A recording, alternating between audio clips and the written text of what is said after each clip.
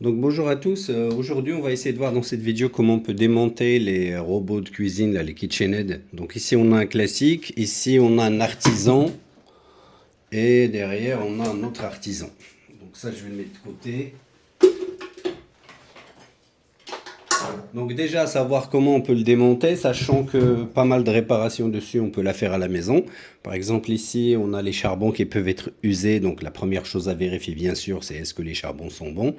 Et déjà savoir comment le démonter sans l'abîmer. Dans une deuxième partie, on va carrément attaquer directement la réparation, en diagnostiquant, en regardant en détail au fait les pièces, etc. Sachant qu'honnêtement, il est possible de remplacer les pièces pour un faible coût. Là-dedans, il y a un engrenage qu'on trouve sur tous les modèles. C'est un engrenage malheureusement plastique ici. Tout ça, on va le voir. Et très souvent, c'est cet engrenage-là qui est abîmé, donc il va falloir le remplacer. Donc déjà, comment on peut démonter un robot KitchenAid? Le process est simple, c'est le même pour tous au fait. Et par contre, il va nous falloir des tournevis avec une tête carrée. Je vais essayer de vous montrer ça.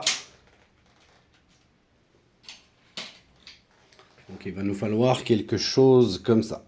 D'accord? La tête est carrée. Sachant qu'avec un tournevis à tête plate, il y a moyen, si on le met sur les deux côtés opposés, de démonter ça. Mais il est préférable quand même d'utiliser des tournevis adéquats. Donc pour commencer, déjà, ça, il n'y a pas besoin. Comme j'ai dit, si ça ne tourne pas, la première chose à vérifier, c'est les charbons. Les charbons, on peut les sortir ici. Je vais quand même sortir un, juste histoire de voir. Alors, hop. Zut. Donc en gros, vous dévissez cette partie-là. Il y a un ressort. Voilà. Et si on tire dessus, hop, on a le charbon qui va avec. Et comme vous pouvez le voir, là, les charbons sont bien attaqués. Donc là, par contre, il va falloir penser à les remplacer. D'accord? Ça se vend comme ça, sous cette forme-là. Ça, il n'y a pas besoin de le racheter. Donc on va essayer de le remettre en place. Et on attaque le démontage parce que c'était le sujet de la vidéo.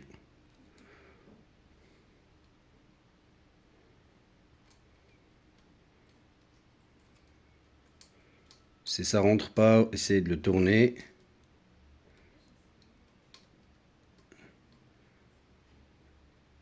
Et alors, voilà, vous remettez ça et vous serrez.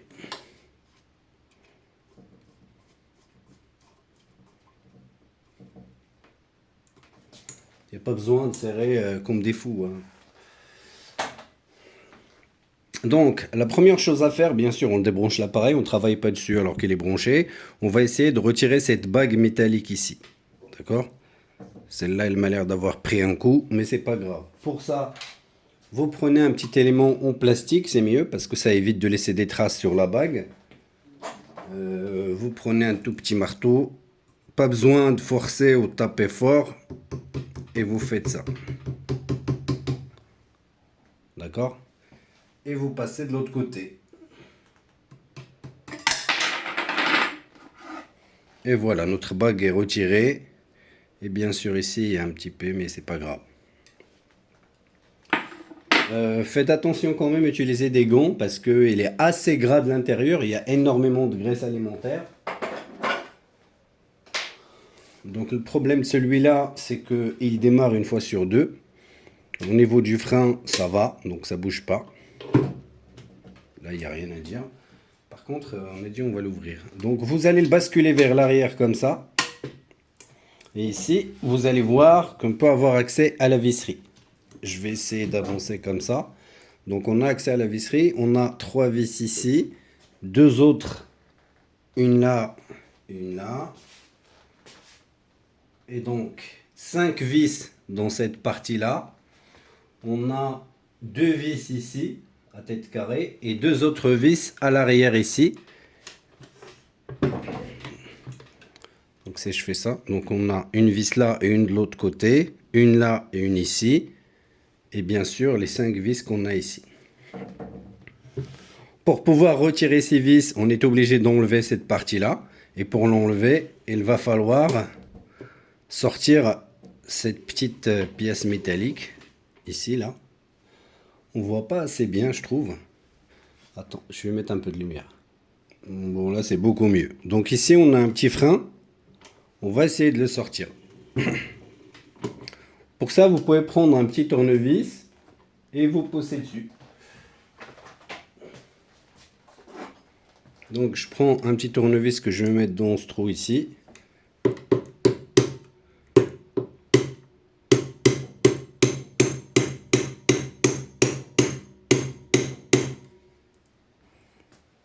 J'ai du mal avec ça.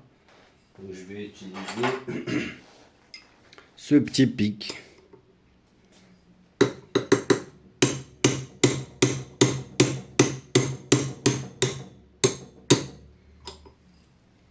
Et là, je peux pousser avec ma vis.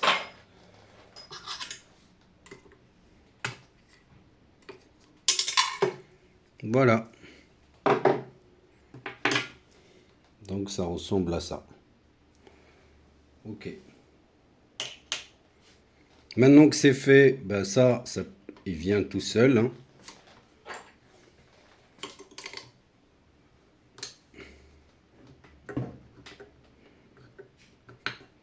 Voilà. Ici, on a une petite rondelle qui est collée avec de la graisse alimentaire.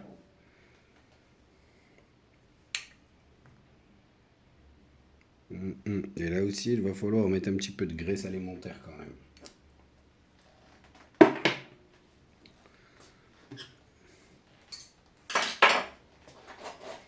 Et bien sûr, on va mettre quand même des gants. Voilà, c'est beaucoup mieux. Maintenant, on va enlever les vis.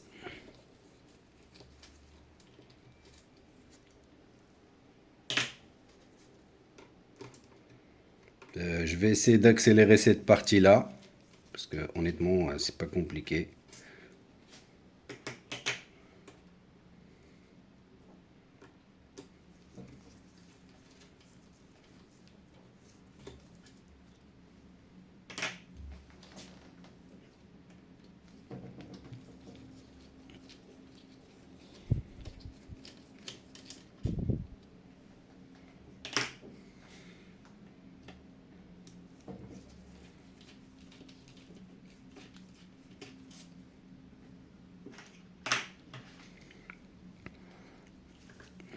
Et j'en profite qu'elle est soulevée comme ça pour retirer les vis à l'arrière.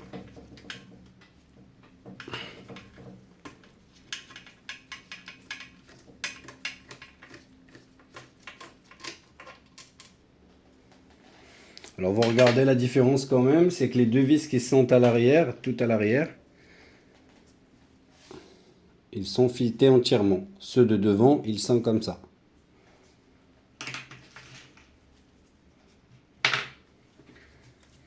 Et ici, il y a une autre vis à l'arrière.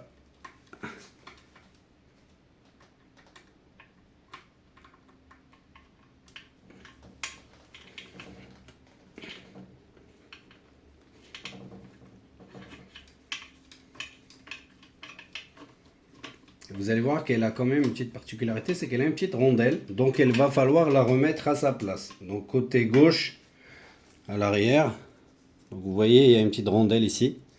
Donc il va falloir la mettre vraiment à sa place, à savoir à l'arrière gauche. Et on retire les deux vis qui sont ici.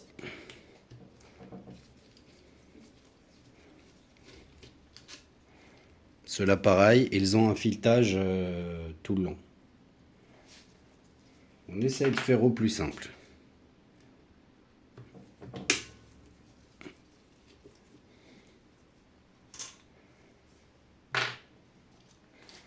Donc ça c'est fait. Maintenant vous pouvez le basculer vers l'avant. Et venir ici à l'arrière, retirer cette vis ici.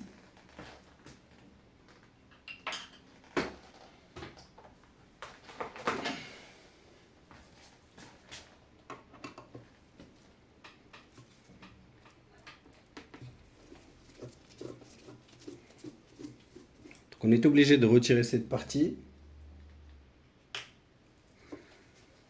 Pourquoi? Parce qu'il y a de la filerie. Donc on le fait basculer vers l'arrière. Et on le ramène comme ça parce qu'on a des petits ergots ici. Donc ça s'emboîte comme ça et ça se met.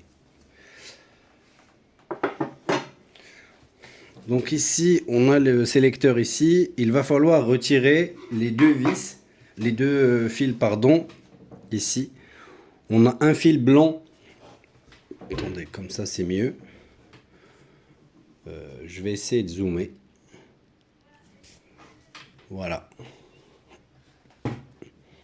Donc on a un fil blanc ici, celui-là. Il faut l'enlever. Et le noir qui est en dessous. Pour pouvoir sortir cette partie-là. Pour ça, c'est pas compliqué. Un petit tournevis plat et on pousse.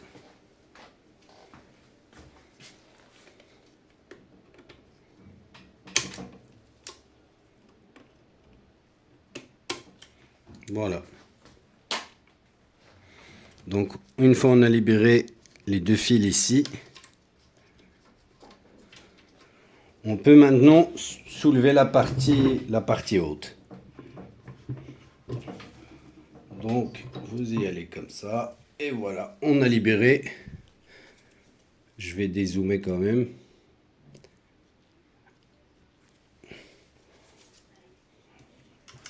On a libéré cette partie-là. Donc là, il faut quand même remettre de la graisse, mine de rien.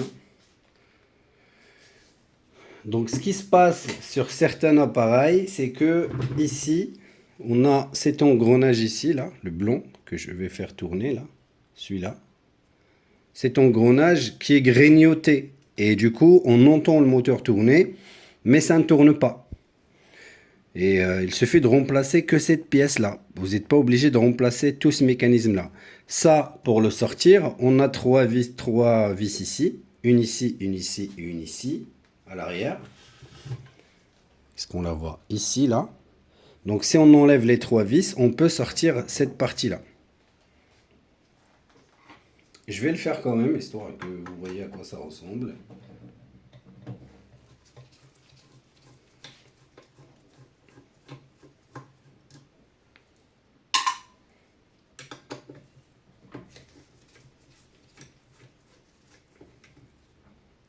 Ah.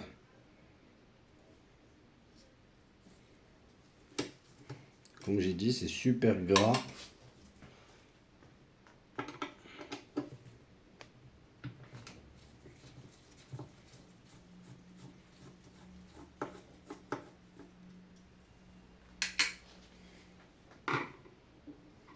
Donc une fois on a enlevé les trois vis, ça vient tout seul. Et comme j'ai dit, on peut acheter cette pièce entièrement, parce que parfois on a cette partie-là qui est grignotée. Par contre, je trouve qu'elle est un peu rigide quand même. Et parfois, c'est cet engrenage-là en plastique qui est grignoté, du coup ça ne tourne plus. Donc il y a carrément une sorte de rouille, j'ai l'impression ici. Dans cette partie-là. Pour sortir cette pièce, ici on a un frein qu'on voit ici, là. Donc il va falloir tourner et pousser ici pour sortir l'engrenage ici. Une fois on a retiré ce frein, on peut sortir ça d'en dessous et remplacer bien sûr cette partie-là. Donc là l'objectif, comme j'ai dit, c'était juste de vous montrer comment on peut le démonter pour l'ouvrir, pour avoir accès aux différentes parties. Et on fera une deuxième partie qui va être vraiment une partie réparation. On va remplacer les pièces, etc. Voilà, j'espère que ça va aider certains d'entre vous et je vous dis à la prochaine.